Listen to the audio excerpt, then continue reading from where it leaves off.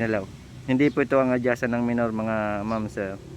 Pag in-adjust mo to, yun, bubuka yung flap. Hindi accurate yung reading o yung signal na ibabato ng TPS papuntang computer box. Kaya magluloko talaga. Click B2, walang minor, namamatay. Ngayon, upon checking natin sa throttle body, ito ang mga nakita natin. No?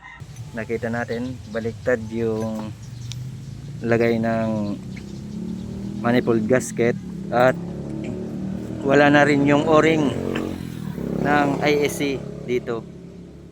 Siguro may nagbukas na nito, hindi na isauli at hindi na paigi yung minor na dapat magtali siya ng 17 1417 plus minus. At itong tornilyo dito ng adjuster sa butterfly, yan, ginalaw na nila. Kaya hindi talaga mapapatino ang minor nito pag ganito. Kaya ngayon dinala dito sa atin, ayusin na lang natin. Yan, ginalaw. Hindi po ito ang adjustan ng minor mga ma'am sir. Pag in-adjust mo to, yun, bubuka yung flap. Hindi accurate yung reading o yung signal na ibabato ng TPS papuntang computer box. Kaya magluloko talaga ang minor nito. Kaya ngayon inayos natin. Yan. Dati kasi buka yung flap ng kanyang butterfly, kaya kasi na-adjust na rin tong sa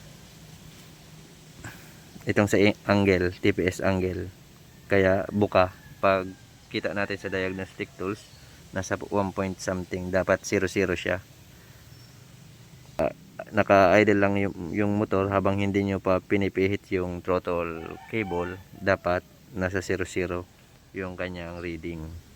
Nasa 1.1. Kaya ngayon inayos natin yung flap kasi buka.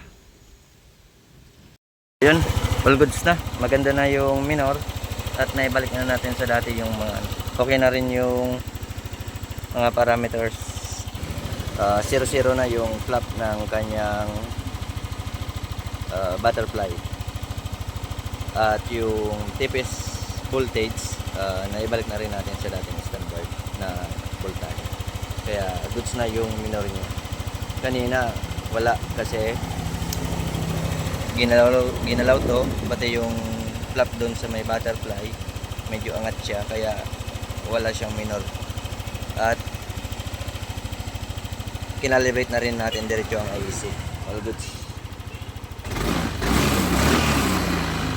Alright.